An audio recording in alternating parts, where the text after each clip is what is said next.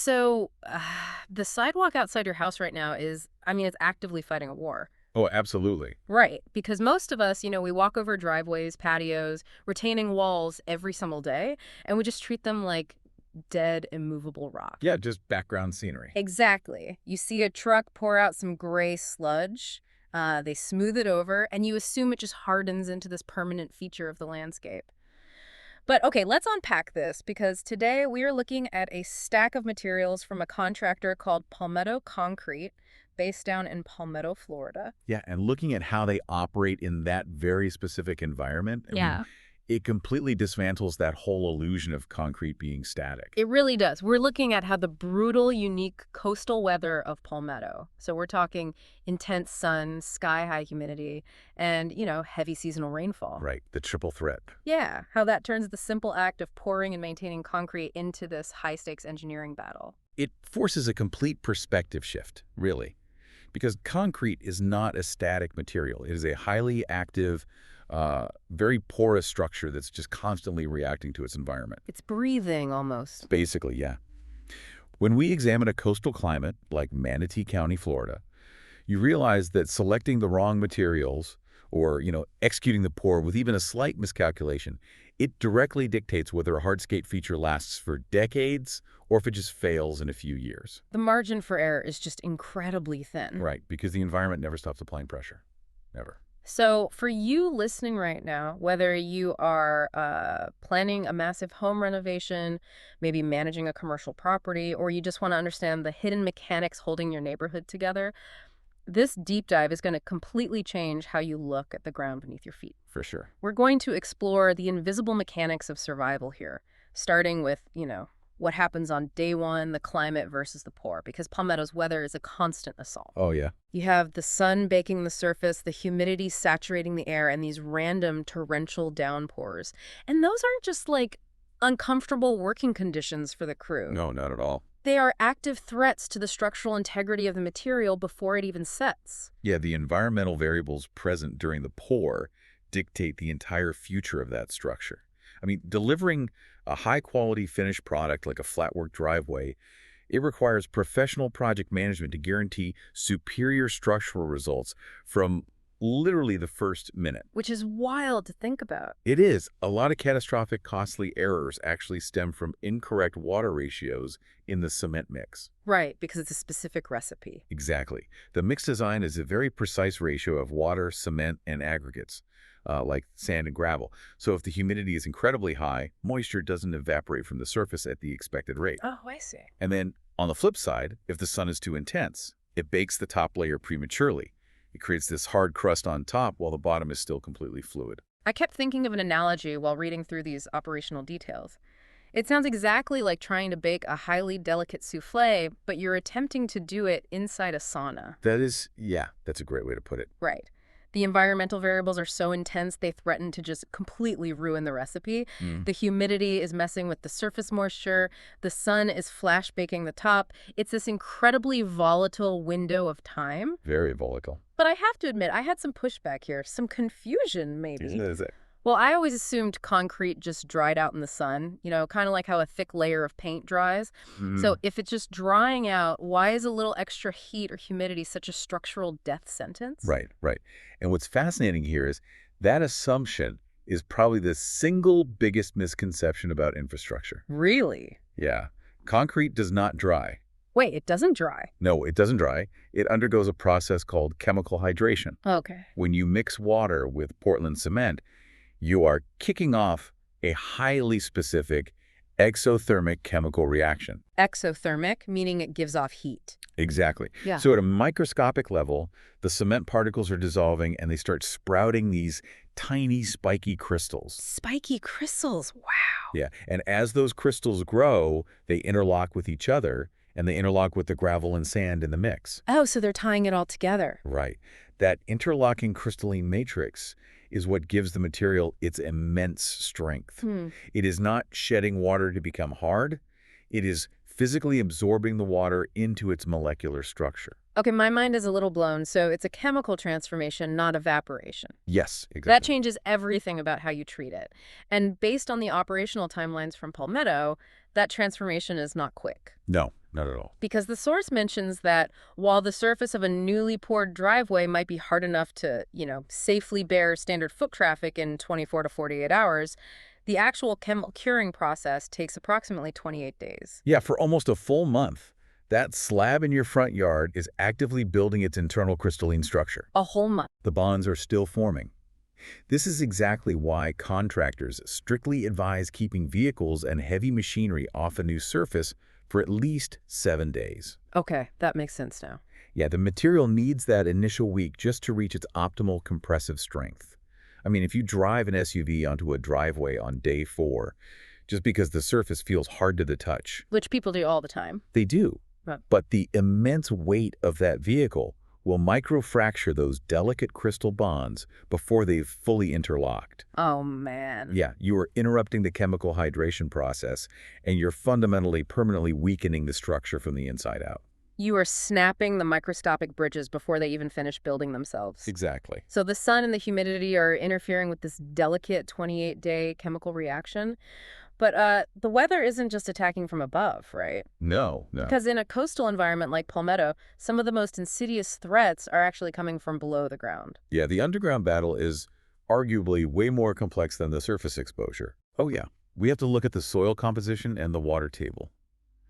Building codes and environmental regulations in Palmetto, they require specific compliance measures because Florida's coastal water tables are exceptionally high. Meaning the water is right under your feet. Right. The ground is often totally saturated just a few feet below the surface. So this dictates how base layers must be engineered before a pour even begins. Local expertise is critical here. Because they have to install adequate vapor barriers, right? Yes. Between the wet soil and the new concrete. And a vapor barrier is basically this thick, impermeable membrane laid down over the dirt. Because here's where it gets really interesting to me. If concrete is porous, if it's essentially a very dense, rigid sponge, like we were saying, and you don't put down that barrier, the slab is just sitting directly on wet coastal soil. Right. It's going to use capillary action to wick that groundwater straight up into the structure. And that capillary action is devastating over time. I mean, without a vapor barrier, you invite long-term moisture issues that literally degrade the slab from the bottom up. That is wild. Yeah. The moisture constantly moving through the microscopic pores carries dissolved salts and minerals from the soil. And those minerals react with the compounds in the cement, causing expansion and internal pressure. So it's breaking it apart from the inside? Exactly. And it can also reach the internal steel rebar, causing it to rust. Oh, and rust expands. Right. When steel rusts, it expands up to 4 times its original volume. Wow. Which just shatters the concrete from the inside. You could be looking at a perfectly smooth, pristine driveway on the surface, but underneath, the coastal water table is slowly eating away at the structural integrity. The idea that concrete can essentially rot from the bottom up is unnerving, truly. But it's not just horizontal flatwork like driveways facing this underground water threat. We should talk about elevation management. Ah, yes. Retaining walls. Right. For anyone listening, just picture the landscaping in your own neighborhood. You frequently see retaining walls used to manage heavy storm runoff, control soil erosion, or create those nice terraced seating areas. Those are vertical concrete pours, and they face a completely different set of physical forces. They face immense lateral earth pressure. Lateral, so pushing sideways. Right. When Palmetto gets hit with heavy seasonal rainfall, the soil behind that retaining wall acts like a sponge and becomes completely saturated. Okay. And water adds an incredible amount of weight to the soil. So instead of just holding back a pile of dry dirt, that vertical concrete structure is now holding back tons of wet, heavy, shifting mud that is actively pushing sideways against the wall. It's basically a localized mudslide trying to push the wall over into your yard. Exactly. And just building a thicker wall wouldn't solve the underlying problem, would it? With all that trapped weight, you have to give the water somewhere to go. Right, you have to relieve the hydrostatic pressure. Hydrostatic pressure. Yeah, which is the force exerted by a fluid at rest due to the force of gravity. The water wants to flow downward and outward, and the wall is just in the way. So to fight this, engineers integrate specific structural defenses into the design. Primarily, weep holes and crushed gravel backfill. Okay, how does that work? Well, instead of packing dense dirt directly behind the wall, they fill the space with crushed gravel. Gravel have large empty spaces between the stones, which creates a path of least resistance for the water to flow straight down. Oh, I see. Then the weep holes, those little plastic pipes you always see sticking out at the bottom of retaining walls, those act as the escape hatch. There are the pressure relief valves, yeah. The water flows down through the gravel and empties out through the weep holes, safely away from the structure. That's brilliant. It is, because without that integrated drainage, the hydrostatic pressure buildup would become so severe that it would eventually crack, bow, or completely collapse the retaining wall. No matter how thick the concrete was poured. Exactly, it would just fail. Okay, so Ugh. we have survived the delicate pour. We understand the 28-day chemical hydration process. We've protected the bottom of the slab from the coastal water table with vapor barriers, and we've put weep holes in our retaining walls to defeat hydrostatic pressure. It's a lot. It is, but once that slab is fully cured, it's just sitting out there, baking in the Florida sun and getting pounded by rain. How does the surface actually survive that daily beating over the course of decades? What does long-term maintenance look like in this environment? Well, it means accepting that proper curing is merely step one in the lifespan of the installation. It's just step one. Yeah, preserving the structural integrity and the aesthetic vibrance of the surface, it requires mandatory routine care. A coastal climate does not allow for a set-it-and-forget-it approach. Right. The primary defense mechanism recommended by Palmetto Concrete is applying a high-quality penetrating sealer every 2 to 3 years. Okay, applying sealer to rock every 2 years feels like a lot of upkeep. I kind of imagine it like putting sunscreen on the driveway. That's actually a pretty good analogy. But what is that sealer functionally doing on a chemical level? So a penetrating sealer behaves differently than a surface coating like paint. It doesn't just sit on top. It sinks deeply into those microscopic surface pores we talked about earlier. Okay. Once inside, it chemically reacts to form a hydrophobic or water-repellent barrier inside the concrete itself. Oh, wow. Yeah. And this does 3 crucial things. First, it repels automotive fluids like oil and transmission fluid, which contain chemicals that can break down the cement binders. Makes sense. Second, it stops coastal moisture from infiltrating the pores. Because if moisture gets in and the temperature fluctuates, that expansion and contraction weakens the surface. And the third benefit has to be fighting organic growth, right? Oh, definitely. Because anyone who has spent time in Florida or any highly humid climate knows about that greenish-black algae and mold that just coats every single outdoor surface. It's everywhere. And the sealer limits that organic growth by denying the mold spores a porous, damp environment to anchor into. The mold essentially has nothing to grab onto. Let me ask a very practical question about dealing with that mold, though. Because if a driveway does get covered in algae, a lot of homeowners will just go rent a heavy-duty power washer, crank it to the highest setting, and blast the mold right off. Oh, yeah. People love doing that. It's incredibly satisfying to watch. But from an engineering standpoint, is that actually safe for the material? It is highly risky if you don't understand the anatomy of the slab.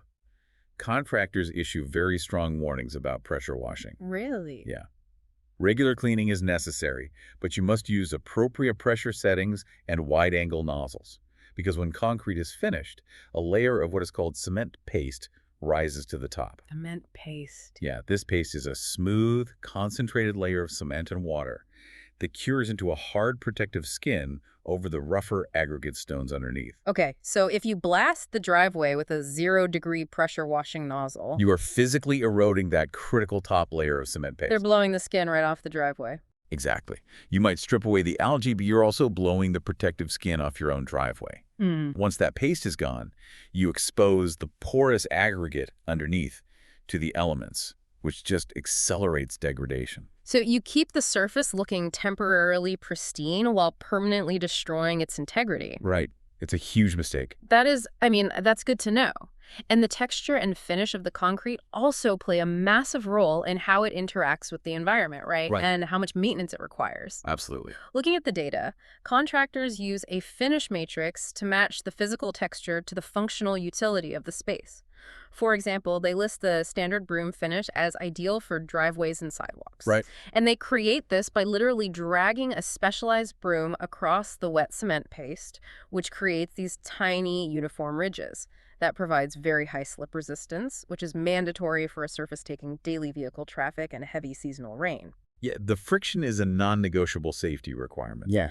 And because a broom finish doesn't have deep decorative grooves, the maintenance needs remain relatively low. That makes sense. But when you move to, like, stamped and textured finishes, which are super popular for patios and pool decks, the dynamic changes completely. Right, stamped concrete uses those heavy rubber mats pressed into the wet concrete to make it look like natural stone or brick. But the slip resistance drops down to medium, and the maintenance needs jump up to moderate Exactly. because those deep decorative grooves and the added color hardeners require much more frequent sealing to protect the architectural appeal from fading in the coastal sun or trapping sitting water. Yeah, the more aesthetic complexity you introduce, the more protection it demands from the It's elements. a trade-off. Totally. And conversely, a polished finish is typically reserved for interior floors or enclosed garages. The concrete is ground down of diamond pads until it is literally glass smooth. Which looks amazing, but the slip resistance is very low. Very low. Yeah. But because it's protected from the harsh outdoor weather, the environmental maintenance is almost zero. It just highlights how every single installation is the calculated balance between functional utility, aesthetic desire, and environmental reality. Right. But even with all of that preparation, the engineering, the proper finishes, the penetrating sealers, the vapor barriers, we have to acknowledge the reality of building infrastructure on a dynamic planet. Oh, for sure. Because sometimes, despite all this incredible chemical balancing, the environment wins. The coastal earth shifts, massive live oak tree roots grow outward, and you get the dreaded surface cracks. Yeah. Structural investments are tested endlessly over decades, and material fatigue just happens. Yeah. The key is knowing how to evaluate that damage. Specifically, understanding the threshold between a simple repair and a full replacement. Right. So if a property owner is dealing with minor surface cracking or hairline fractures caused by minor thermal expansion, those can often be treated effectively without tearing out the whole slab. Okay, but how do you fix a hairline crack permanently? I mean, you can't just smear some caulk over a microscopic line in the rock and expect it to hold, right? Definitely not. You have to alter the geometry of the crack first. Alter the geometry. Yeah, professionals use specialized routing techniques. They use a mechanical grinder to follow the erratic path of the crack, widening it and carving it into a uniform V or U shape. Oh, okay. This creates a small reservoir, and once you have that reservoir, you apply flexible masonry sealants. The flexibility is the key here. When the concrete expands and contracts with the floor to heat, the sealant stretches with it, keeping the moisture out. Ah, so you're giving the sealant enough surface area to actually bond to and the room to move. Exactly. But if we connect this to the bigger picture, what happens when a massive root system decides it just wants to go straight up through the middle of the driveway? Well, if we connect this to the bigger picture, that crosses the line into structural failure. Deep structural cracks caused by active ground shifting, sinkhole activity, or severe root intrusion, they change the equation entirely. You're in a whole different ballpark. Right. You cannot patch a deep structural crack because the foundation beneath it has moved. The interlocking crystalline matrix we talked about during the hydration process, it's been sheared in half. The structural integrity is just completely gone. Gone. At that point, you have to physically cut out the damaged section and pour entirely new material. The old slab has failed, which brings us to the demolition phase. And tearing out failed infrastructure is a massive logistical hurdle before any new material can even be introduced. Oh, it's a huge undertaking. Right. You have to systematically remove the deteriorating structure using heavy machinery, skid steers, jackhammers, concrete saws. And it requires extreme spatial awareness. Yeah. Because demolition on a residential or commercial property means navigating a literal minefield of underground utility. You have water pipes, sewer lines, irrigation systems, and fiber optic cables buried just inches beneath or alongside these concrete structures. One wrong move with an excavator bucket doesn't just ruin a driveway. It can flood a property or cut off communications for an entire neighborhood. That is highly stressful. And once they manage the safe hauling and disposal of the old rubble, they don't just pour new concrete into the gaping hole, do they? They have to start the engineering process all over again, starting with the dirt. Exactly. They go straight back to the subgrade. If the ground shifted or roots intruded, the soil density is completely compromised. Soil is made up of solid particles, water, and air voids. So when you disturb it, you introduce large air pockets. Right, it gets fluffy. Yeah, fluffy soil is bad for concrete. So the critical phase of subgrade compaction involves using heavy vibrating compactors to physically force those air pockets out of the dirt interlocking the soil particles tightly together. So you're creating a densely packed foundation so that the immense weight of the new concrete is distributed evenly. If you skip compaction, the heavy concrete will just compress those air voids on its own, causing the new slab to sink, settle, and crack exactly like the old one did. Exactly. You literally have to defeat the environment from the dirt all the way up to the sealant on the surface. The coastal environment never stops testing the structure. It is a continuous loop of preparation, chemical reaction, and preservation. It really is a completely different perspective on the built world around us. So let's just summarize the main takeaways from these Palmetto concrete materials. Sure. We have learned that pouring concrete is not just mixing gray rock and water. It is a highly delicate exothermic chemical balancing act where microscopic crystals take 28 days to fully interlock. Yep. It is a literal underground fight against soil density, coastal water tables, and hydrostatic pressure. And it is a long-term commitment to surface maintenance, requiring penetrating sealers and careful cleaning just to ward off the relentless sun, rain, and humidity. And, knowledge is most valuable when you can apply it to your daily life. The next time you step out of your car and walk onto a solid driveway or you walk past a terraced retaining wall, look closely at it. Yeah, really look at it. Appreciate the hidden engineering at work. Look for the weep holes draining the storm runoff, visualize the vapor barriers blocking the groundwater below, and just understand the invisible 28-day chemical curing process that built the ground beneath your feet. It really is a marvel of human engineering fighting back against nature. And I want to leave you, our listener, with a final thought to mull over. We constantly use concrete as a metaphor for permanence, right? All the time. It is our baseline definition of immovable, lifeless strength. But when you factor in the chemical hydration, the expansion joints moving with the heat, the flexible sealant stretching in the sun, and the microscopic pores that are actively breathing in coastal moisture, is concrete actually more like a living, breathing skin for our properties than a dead rock? That's a great question. It's something to think about the next time you walk up your driveway. Thank you for joining us on this deep dive into the materials. We'll catch you next time.